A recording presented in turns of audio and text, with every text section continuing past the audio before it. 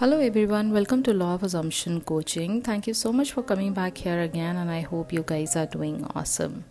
Alright so although मैंने promise किया था कि मैं Q&A का वीडियो आज बनाऊंगी बट Q&A में बहुत टाइम लग रहा था तो मुझे लगा इसमें मैं थोड़ा सा टाइम अपने लिए अलग से निकाल के कल इसको अपलोड करती हूँ. दैट बीइंग सेड, एक जो इम्पॉर्टेंट क्वेश्चन बार बार आपने किसी न किसी फॉर्म में मुझसे पूछा है कि भाई 3D से कैसे डील करें, अपनी इमेजिनेशन को रियलिटी कैसे माने, हम 3D पर रिएक्ट कैसे ना करें, हम 3D से कैसे बिल्कुल डिस्कार्डेड रहें. ये बार हर तरह से कभी किसी फॉर्म में कभी किसी फॉर्म में आप सभी लोगों ने क्वेश्चन पूछा है कि इस पर एक डेडिकेटेड वीडियो भी बनाइए. तो फिर मैंने सोचा आज यही टॉपिक को कवर करके हम इसको डीप में लर्न करेंगे और समझेंगे नेविल गोडार्ड ने इसको किस तरह से अपनी लैंग्वेज में क्या वर्ड्स यूज़ करके हमें समझाने की कोशिश की है कि भाई आपको 3D में क्यों एक्चुअली अटेंशन नहीं देना चाहिए, क्यों आपको 3D को सीरियसली नहीं लेना चाहिए और कैसे 3D को कम्प्लीटली डिस्कार्ड आपको करते रहना चाहिए. So without any further do let's dive into the video. तो मैं यहाँ पर एक बात ये कहना चाहूँगी बिफोर स्टार्टिंग द वीडियो कि अब मैं वीडियो को ना मैं एक सरफेस लेवल की वीडियो अब बना के नहीं दूँगी आपको अब थोड़ा सा डीप में मैं समझाने की कोशिश करूँगी along with the quotations, along with the book references. उससे क्या होगा, क्योंकि सरफेस लेवल की जितनी भी बेसिक चीज़ें थी वो मैंने आपको ऑलमोस्ट सिखा दी हैं. जो बची कुची 2-4 टॉपिक्स पे चीज़ें रह गई हैं वो मैं जब कवर करूँगी तब कवर करूँगी, लेकिन ये टॉपिक ऑलरेडी कवर हो चुका है.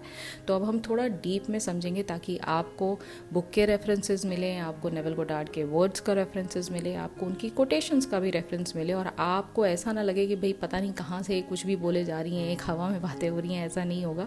अब से हम हर चीज़ को बुक बाय द बुक चलेंगे और बाय द बुक आपको एक एक वर्ड का मीनिंग समझा के मैं आपको बताने की कोशिश करूँगी और रिलेट करने की कोशिश करूँगी कि आज की दुनिया में इस चीज़ को कैसे इम्प्लीमेंट किया जा सकता है. ठीक है, तो सबसे पहले आपको ये बात समझनी पड़ेगी कि मैनिफेस्टेशन स्टार्ट कहाँ से होता है. हर एक चीज़ सबसे पहले आपके माइंड से शुरू होती है. ठीक है, क्योंकि जो आप 3D में अपनी आँखों से देख रहे हैं ना वो मैटर नहीं करता है. आँखों से तो आप रोज़ डेली भगवान जाने कितनी सारी चीज़ें देखते हैं, लेकिन क्या वो सारी चीज़ें आपको याद रहती हैं? नहीं. आपको याद रहता है आँखों से देखा हुआ और 5 सेंसेस से फील किया हुआ वो एक्सपीरियंस जिसको आप मेमोरेबल मान लेते हैं, जिसको आप मेमोरी में रिटेन करके रखते हैं, उसको होल्ड करके रखते हैं. वो चीज़ आपको आज भी बचपन की कुछ बातें याद होंगी या कोई एक फ्रेंड्स के साथ आपने ट्रिप किया होगा जिसमें आपने बहुत मस्ती की होगी, वो एक्सपीरियंस आज भी आपको याद है, जबकि ऐसा कुछ खास नहीं किया होगा आपने. आप उसी रोड से पता नहीं कितनी बार गए होंगे, आप उसी उसी कार में बैठ के कितनी बार गए होंगे, आप कितने सिमिलर जगह पे गए होंगे, सिमिलर खाना खाया होगा आपने, लेकिन जो लोगों के साथ आप गए उनकी कंपनी आपको इतना मैटर कर रही थी कि उनकी कंपनी के चलते आपने जो भी चीज़ें एक्सपीरियंस की वो आपकी लाइफ में मेमोरेबल बन गई. तो आंखों से जो देखा वो क्या रिटेन किया आपने मेमोरी में? नहीं. जो आपने एक्सपीरियंस किया उस बात को आपने माइंड में बैठा लिया और उसको एक मेमोरी के फॉर्म में आपने बना लिया. यहाँ तक आपको समझ में आया? अब इसका ये मतलब है कि जब भी अब आप न्यू एक अजम्पशन चूज़ करते हैं, सबसे पहले उसको एक्सपीरियंस कहाँ करते हैं? उसको एक्सपीरियंस करते हैं अपने माइंड में. ठीक है, तो जब भी आप न्यू एक्सपीरियंस को पाना चाहते हैं सबसे पहले उसको माइंड में डेवलप करते हैं. ठीक है, और आप चूज़ करते हैं एक ऐसा स्टेट ऑफ माइंड जो कि ये इम्प्लाई करता है कि आपकी डिज़ायर ऑलरेडी आपकी हो चुकी है. ठीक है, तो यहाँ तक तो आपको समझ में आ गया कि हर एक चीज़ आपके मन से शुरू होती है और मन में ही सारी चीज़ों की सबसे पहले एस्टैब्लिशमेंट होती है, सबसे पहले उनका क्रिएशन होता है. ठीक है, अब नेविल गोडार्ड ने एक बहुत ही बेहतरीन अपने ज़माने के पोएट हुआ करते थे, इंग्लिश पोएट थे जिनका नाम था विलियम ब्लेक. उनकी बहुत सारी कोटेशन, बहुत सारी पोएम्स उन्होंने यूज़ किया है अपने बहुत डिफरेंट बुक्स एंड लेक्चर्स में उनका रेफरेंस लेके. तो एक उन्होंने विलियम ब्लेक साहब ने एक बात कही, as we are so we see. ये कोटेशन नेविल गोडार्ड ने अपने एक लेक्चर में उनका लिया, जिसका क्या मतलब है सबसे पहले आप इसको जान लेते हैं. इसका एसेंशियल मीनिंग ये है कि आपका जो परसेप्शन है, आपका जो इंटरप्रिटेशन है इस वर्ल्ड के लिए, वो किससे इन्फ्लुएंस्ड होता है? वो इन्फ्लुएंस्ड होता है आपके अपने बिलीफ से, आपके अपने थॉट से और आपकी अपनी इमोशन से.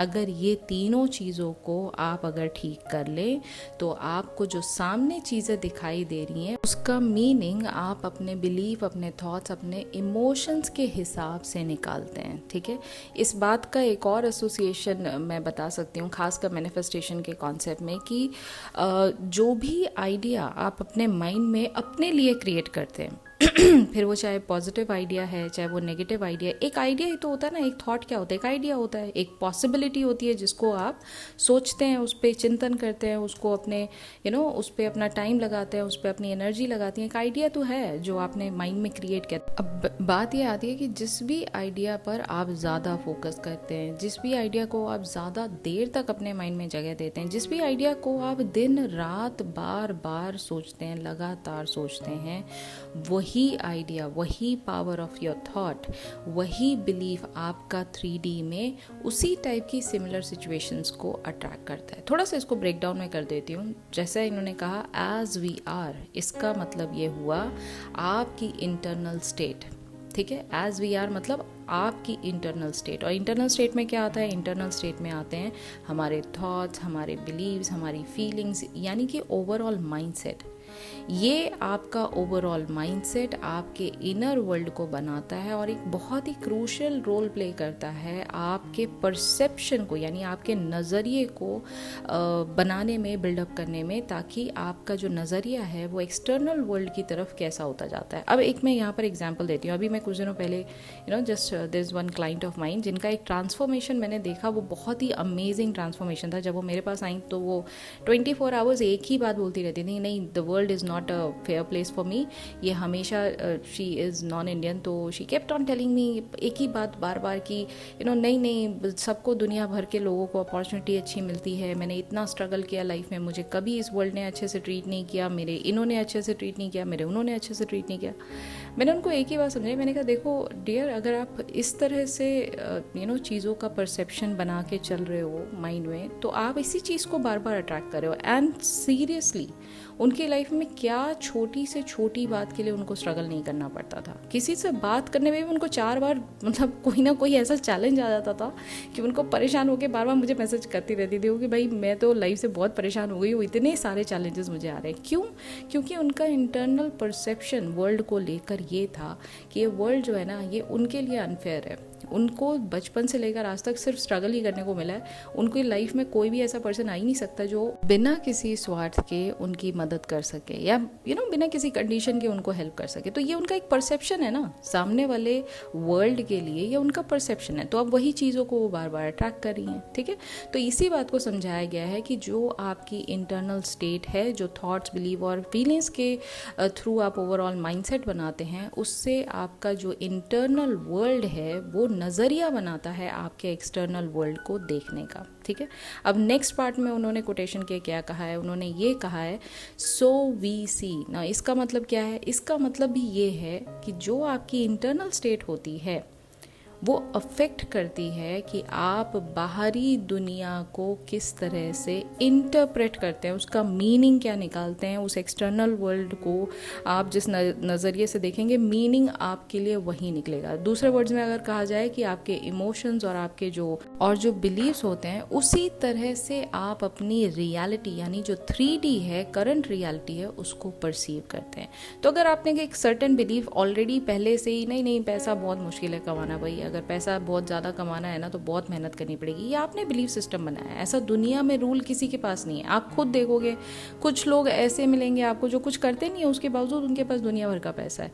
तो कैसे आपका ये बिलीव सिस्टम वहाँ पर अप्लाई हो रहा है? नहीं हो रहा है ना। तो आप उस बिलीव सिस्टम से लेकिन अपने लिए चैलेंजेस इन्वाइट कर रहे हैं। ठीक है, तो इसी तरह से जो भी आप सर्टेन बिलीव सिस्टम को आप होल्ड करते हैं या एक पर्टिकुलर माइंडसेट को आप होल्ड करते हैं, उसी तरह की दुनिया आपको दिखाई देगी। You are going to more likely notice and focus on the things that are more aligned to those believe system. So अगर आपका बिलीव सिस्टम ऑलरेडी नेगेटिव है तो दुनिया भी आपको नेगेटिव दिखाई देगी। अगर आपका बिलीव सिस्टम पॉजिटिव है तो हर छोटी बात पे आप कुछ ना कुछ तो पॉजिटिविटी ढूंढ ही लेंगे, निकाल ही लेंगे आप, क्योंकि ऑलरेडी अंदर से इतने भरे हुए हैं पॉजिटिविटी से कि बाहर भी आपको अगर सांस भी ले रहे हैं ना तो उसमें भी पॉजिटिविटी दिखाई देगी। ठीक है, सो अब इस पर्टिकुलर पर्टिकुलर कोटेशन को नेविल गोडार्ड ने क्यों यूज़ किया, उनका इसको यूज़ करने का सिर्फ एक पर्पज़ ये था, आप लोगों को ये बात समझा सकें कि जो आप अंदर से हैं वैसे ही दुनिया को बाहर से देखते हैं। As we are so we see, it is not as we see so we are. ठीक है, जैसा हम देख रहे हैं वैसे हम अपने अंदर के बिलीफ सिस्टम को बना रहे हैं। No, it is not exactly the same, it is the other way around. ठीक है, और इसका क्या मतलब है एग्जैक्टली? इसका मतलब ये है कि आप अपना आइडल वर्जन जब भी अपने माइंड में बन जाते हैं, आपने उस स्टेट को एम्बॉडी कर लिया, आपने उस रियलिटी को जब एक्सेप्ट कर लिया और उसी रियलिटी में जब आपने जीना शुरू कर दिया, इस नॉलेज को एक्सेप्ट करके जब आपने अपनी 3D में जीना शुरू कर दिया कि हाँ हाँ मैं ऑलरेडी माइंड में मान चुके हो आपकी you are already a multi millionaire, आपने मान लिया। अब 3D में आपको एविडेंस इस बात के दिखाई देंगे, अब लोग आपको उस तरह से ट्रीट करेंगे, अब आपके पास अपॉर्चुनिटीज़ ऐसी आएंगी, अब आप डे बाय डे देखते जाएंगे कि ब्रिज ऑफ इंसिडेंट्स ऐसे बन रहे हैं जो हर बार आपको वही आइडल वर्जन जो माइंड में आपने क्रिएट किया था ना, जिसको आपने एक्सेप्ट कर लिया था कि आपकी रियलिटी है, मेमोरी बना लिया आपने उसको, उसी रियलिटी को आप 3D में भी कन्वर्ट होता देखेंगे। तो इसका मतलब क्या हुआ? इसका मतलब ये हुआ कि सबसे पहले आप अपनी डिज़ायर को अपने मन में मानेंगे, और मानेंगे कैसे? उसको एक्सपीरियंस करेंगे। उसको एक्सपीरियंस कैसे करेंगे? उसके एंड सीन पे जाके वो फुलफिलमेंट की खुशी जो है आप महसूस करेंगे। और जब इस बात को बार बार आप रिपीट करेंगे ना, उसकी सेंसेशन, उसकी खुशी, उसके जो एक जो चेंज आता है बॉडी के अंदर जब आप खुशी महसूस करते हैं, वो बार एक्सपीरियंस आप जब करेंगे मन के अंदर, अब वो डिज़ायर को आपने मेमोरी बना लिया, एक अच्छी मेमोरी बना लिया, और इस तरह से आपने उस चीज़ को एक मन में ना संजो के रख लिया।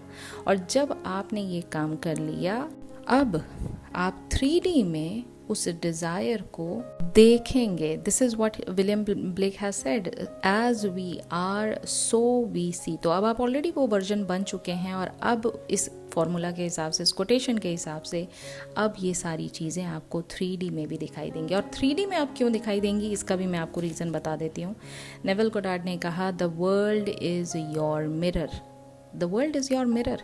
मिरर में आप अपना रिफ्लेक्शन देखते हैं, वो आपको वो नहीं दिखाता है जो आपको चाहिए, वो आप जो हो वो वही दिखाता है। तो अगर आप एक ऐसे पर्सन हो जो ऑलरेडी सैड है जबकि आपको खुशी चाहिए, तो चेहरा जब आप अपने मिरर में देखोगे तो आपको सैड फेस दिखाई देगा या आपको हैप्पी फेस दिखाई देगा? आपको दिखाई तो सैड फेस ही देगा ना, even though you want a happy face.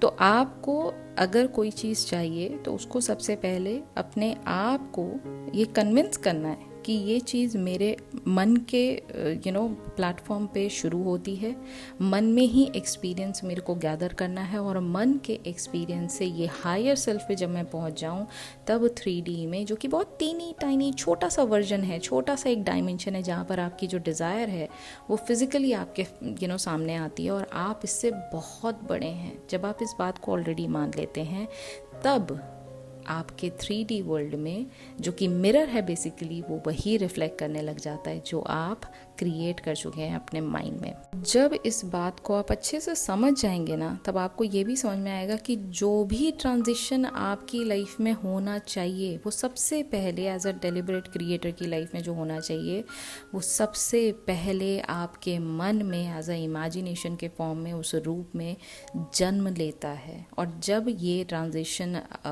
आपके पूरे प्रोसेस में कवर करता है, आपकी पूरी की पूरी मैनिफेस्टेशन प्रोसेस को कवर करता है, तो आपको समझ में आएगा कि जो भी चीज़ आप मन में इमेजिन करते हैं उसको बार बार रिपीट करते हैं तब तक जब तक कि वो बिलीफ ना बन जाए आपके माइंड में, तभी आप 3D में उस बिलीफ को कन्वर्ट होता देख पाएंगे। तो सारी कहानी कहाँ पर आके रुकती है? सारी कहानी आके रुकती है कि भाई अगर कुछ क्रिएट करना है तो उसको इमेजिन करना पड़ेगा। इमेजिनेशन इज़ द गेटवे की, इमेजिनेशन ही सब कुछ है।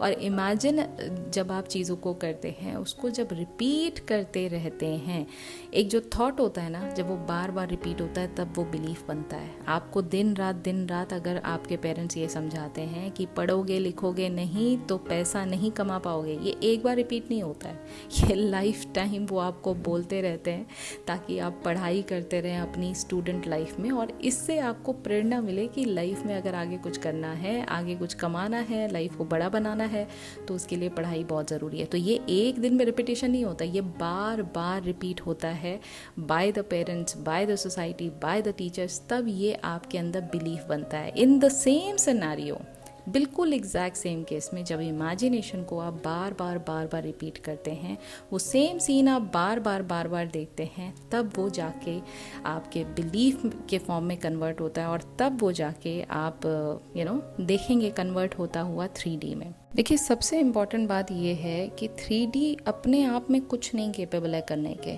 ठीक है। अगर आप 3D पे बार बार फोकस करेंगे तो आपको ये बात समझनी पड़ेगी कि 3D जो है वो लॉजिक पर रन करती है, उसमें फेथ का कोई काम नहीं है बाबा। वहाँ सब कुछ आपका लॉजिक रन करता है, वहाँ सारी चीज़ें आपकी जो 5 सेंसेस से काम करती हैं, आप उस पर ध्यान दे पाओगे। लेकिन हम यहाँ बात कर रहे हैं पूरी की पूरी मैनिफेस्टेशन, यानी जो आपके थॉट्स हैं उसको ट्रांसफॉर्म करने की, उसको ट्रांसम्यूट करने की, ताकि वो 3D वर्जन के रूप में आपके सामने आ सके। तो उसके लिए तो आपको एक हायर सेल्फ पकड़ना पड़ेगा ना। ये जो कॉज पे आप ध्यान दे रहे हैं, देखिए समझने की कोशिश करिए। The cause is not in 3D जिस पे आप फोकस कर रहे हैं। ये जो 3D है ये कॉज नहीं है, ये एक कारण नहीं है जिस पे आप फोकस करके आप रोना धोना चालू कर देते हैं कि 3D तो हमारी तो कम्प्लीटली आउट ऑफ कंट्रोल चल रही है, हम तो 3D से कम्प्लीटली ट्रिगर्ड हैं, हम तो 3D को एक्सेप्ट उसको छोड़ ही नहीं सकते, इतना हमारे बिल्कुल DNA में इनग्रेन्ड है कि हम उसको छोड़ ही नहीं सकते हैं। आप इस तरह से चीज़ों को सोच रहे हैं, जबकि रियलिटी में 3D क्या है? 3D सिर्फ एक इफ़ेक्ट है आपके इंटरनल जो आपने क्रिएशन किया है, जहाँ पर ये कॉज हुआ है, उसका एक इफ़ेक्ट है जो कि आप विटनेस करते हो अपनी आँखों के थ्रू, अपने 5 सेंसेस के थ्रू, जो आप 3D में देखते हो। एग्जाम्पल के तौर पे, अगर आपने गैस पर पानी बॉईल करने के लिए रखा है, ठीक है, अब वो पानी उबल रहा है, आपको दिखाई दे रहा है कि पानी उबल रहा है, वो आप विटनेस कर रहे हो इफ़ेक्ट कैसे हुआ? वो इफ़ेक्ट हुआ जब गैस ऑन किया तो हीट से वो पानी बॉईल हुआ। अब अगर आपको उसको चेंज करना है तो आपको क्या करना पड़ेगा? आपको कॉज पे जाना पड़ेगा ना, आपको गैस बंद करनी पड़ेगी, तभी तो पानी का टेम्परेचर डाउन होगा, तभी तो वो बॉइलिंग वाटर से नॉर्मल वाटर पे आएगा। आप उसको बस देख के परेशान हुए जा रहे हो कि ओह माय गॉड, ये तो बॉइलिंग वाटर है, इससे मैं जल जाऊंगी, मेरे साथ ये हो जाएगा, मेरे साथ वो हो जाएगा। Come on, you guys are mature enough to understand कि ये 3D में जो आपको दिख रहा है, this is just a complete hologram. इसमें कुछ भी सच्चाई नहीं है, ये डिलेड प्रोजेक्शन है आपके पास थॉट्स का। तो आप कैसे इस चीज़ को अपनी रियलिटी मान के इससे ट्रिगर्ड हो जाते हो? आपने अपने आप को इतना छोटा, इतना निम्न कोटि का क्यों बना के रखा हुआ है भाई? थोड़ा तो अपनी वैल्यू बढ़ाइए। आप क्रिएटर हैं, आप सब कुछ हैं इस धरती पे, और अगर आप इस चीज़ को समझ ही नहीं पा रहे हैं तो फिर इसमें 3D का क्या दोष है? 3D का कोई दोष थोड़ी ना। हम 24 घंटा 3D को सुनाते रहते हैं कि 3D में ये खराब हो गया, इसकी वजह से हमारी लाइफ चौपट हो गई, 3D में लोग हमारे को इस तरह से ट्रीट करें इसलिए हमारी लाइफ चौपट हो गई, जबकि ऐसा नहीं है। इंस्टेड ऑफ फोकसिंग कि मेरे साथ 3D में लोग मेरे साथ क्या व्यवहार कर रहे हैं और हमें उनको कैसे चेंज करना चाहिए, जैसा कि नेविल गोडार्ड ने ना अपनी book the faith is your fortune में कहा है, there is no one to change but self, and the self is simply your awareness, your consciousness, and the world in which it lives is determined by the concept you hold of your self.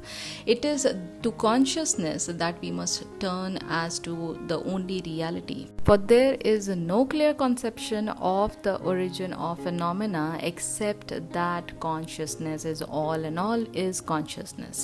You need no helper to bring what you seek. Do not for a second believe that I am advocating escaping from reality when I ask you to simply assume you are now the man or the lady that you want to be. See, this is where you need to understand why he has emphasized कि हमें 3D को इतना seriously नहीं लेना चाहिए। Simply उन्होंने ये कहा है कि दुनिया में ना आपको किसी को फोर्स करने की, किसी किसी के साथ आर्ग्यूमेंट करने की, किसी के साथ किसी को रिक्वेस्ट करने की, किसी को बेग करने की ज़रूरत ही नहीं है कि वो अपना एक ट्रीटमेंट जो आपकी तरफ है वो चेंज करे, मतलब ही नहीं है। इंस्टेड आपको क्या करना चाहिए, आपको सिंपली अपनी जो खुद की अवेयरनेस है उसमें जो चीज़ें दिख रही हैं, जिस नज़रिए से आप चीज़ों को देख रहे हो उसको चेंज कर देना चाहिए। क्यों? क्योंकि जो अवेयरनेस है वो आपकी खुद की कॉन्शियसनेस है, और ये जो कॉन्शियसनेस है ये आपका जो कॉन्सेप्ट है ना खुद का, आप खुद के बारे में क्या सोचते हैं, ये सिर्फ और सिर्फ उस चीज़ को दर्शाती है। अगर आपने इसमें अपने आप की वैल्यू बढ़ा ली, अपनी निगाह में आपने अपने आप की वैल्यू बढ़ा ली और आपको लग गया ये चीज़ का एहसास कि नहीं भाई चाहे कुछ भी हो मेरी रिस्पेक्ट है, everybody respects me, everybody loves me, everybody cannot just take me for granted. When you are going to repeat this over and over again, you are changing your consciousness, you are changing your awareness, you are changing the concept of yourself, which in return is going to change the people around you, because everyone is you pushed out, everything is you pushed out. ठीक है, और जब आपको ये चीज़ समझ में आ गई तब आपको किसी और से मदद मांगने की ज़रूरत ही नहीं है, कोई आपको चाहिए ही नहीं हेल्पिंग हैंड ये चीज़ को चेंज करने के लिए। आपको सिर्फ और सिर्फ जिस रियलिटी को आप पाना चाहते हैं उसको ये अज्यूम करना है कि आप ऑलरेडी वो पर्सन हैं जिसके पास वो रियलिटी है। आपको ये 3D से भागने की ज़रूरत नहीं है, 3D आपका कुछ बिगाड़ ही नहीं सकती है। 3D सिर्फ और सिर्फ शैडो है, शैडो को चेंज करना है, शैडो में बदलाव करना है तो अपने अंदर बदलाव करना पहले ज़रूरी है। ठीक है, इसलिए कहा जाता है कि भाई 3D की तरफ फोकस मत करिए, सारा फोकस अपने आप पर करिए। चाहे कुछ भी चल रहा है 3D में, रीजंस फाइंड आउट मत करिए कि ऐसा क्यों हुआ, बल्कि आप उसको चेंज करने के लिए जो कॉज है, यानी कॉज मैंने क्या बताया था, गैस, यानी आप हो। The cause is not in 3D, it is the effect that you witness in 3D। तो आपको इफ़ेक्ट की तरफ ध्यान नहीं देना है, आपको कॉज की तरफ ध्यान देना, और कॉज जो है वो कोई और नहीं हो, वो आप ही हो। अपने अंदर बदलाव लाइए, अपने अंदर चीज़ों को देखने का नज़रिया जो है वो बदलने की कोशिश करिए, अपने आप की वैल्यू को बढ़ाइए। 3D में चीज़ें खुद ब खुद चेंज हो जाएंगी without even lifting a finger. Have faith in your higher self, have faith on your subconscious mind. अगर आपका फेथ नहीं है इस लॉ पर, अगर आपका फेथ नहीं है आपके सबकॉन्शियस माइंड पर, अगर आपका फेथ नहीं है इस पूरे प्रोसेस पर, तो आप ये कर ही क्यों रहे हैं भाई? फिर आप 3D में जाके चीज़ों में जो इन्वॉल्व करना है अपने आप को इक्वेशन में, वहाँ जाके बात करिए लोगों से, अपने जो भी सिचुएशन है उनको ठीक करने की कोशिश करिए 3D में एक्शन लेके। लेकिन अगर आप मैनिफेस्टेशन को प्रोसेस को फॉलो कर रहे हैं, उस प्रोसेस को फॉलो करने के लिए जो रूल्स बताए गए हैं वो यही हैं, और इन रूल्स के हिसाब से अगर आप चलेंगे तो जो सक्सेस स्टोरीज़ आप यहाँ दुनिया की देखते हैं उन सक्सेस स्टोरीज़ में से एक सक्सेस स्टोरी आपकी भी हो सकती है। ठीक है, so yes, that's all I wanted to say. और आज की वीडियो आपको कैसी लगी आप मुझे बताइएगा। इस वीडियो से आपने क्या कुछ सीखा, what is your take away, आप मुझे ये भी बताइएगा। और अगर वीडियो पसंद आई है तो वीडियो को बड़ा सा एक लाइक ज़रूर दीजिएगा, कमेंट करिएगा। और अगर आपने अभी तक मुझे फॉलो नहीं किया है मेरे इंस्टाग्राम प्रोफाइल पर, तो आप मुझे वहाँ भी जाके फॉलो कर सकते हैं। वहाँ भी मैं डेली डोज कुछ ना कुछ नेविल गोडार्ड की टीचिंग का डालती रहती हूँ, तो आपके लिए वो मोटिवेशन का काम करेगा। आप वहाँ भी जाके मुझे फॉलो कर सकते हैं। My Instagram handle is law of assumption coaching, and if you haven't subscribed to my channel yet, आपने अगर अभी तक सब्सक्राइब नहीं किया है देन प्लीज़ डू सब्सक्राइब, क्योंकि यहाँ पर ना ही सिर्फ नेविल गोडार्ड की टीचिंग्स को बहुत ही सिंप्लीफाइड लैंग्वेज में आपको समझाया जाता है, बल्कि अगर आप ऑलरेडी इस प्रोसेस में हैं और अगर आपको कोई प्रॉब्लम्स आती हैं तो उन प्रॉब्लम्स के सल्यूशंस भी आपको 1-on-1 करके यहाँ पर बताए जाते हैं। तो येस, कंसिडर सब्सक्राइबिंग। और अब मैं मिलूँगी आपसे बहुत जल्दी in the next video, question and answer round वाली वीडियो, जिसके अंदर मैं आपके क्वेश्चंस के आंसर्स दूंगी। तो तब तक अपना ख्याल रखिए, वेट करिएगा वीडियो को। और अब वीकेंड आने वाला है तो वीकेंड पर भी ध्यान दीजिएगा। और बाकी अब मैं मिलूँगी नेक्स्ट वीडियो में, तब तक अपना ख्याल रखिए। Happy manifesting.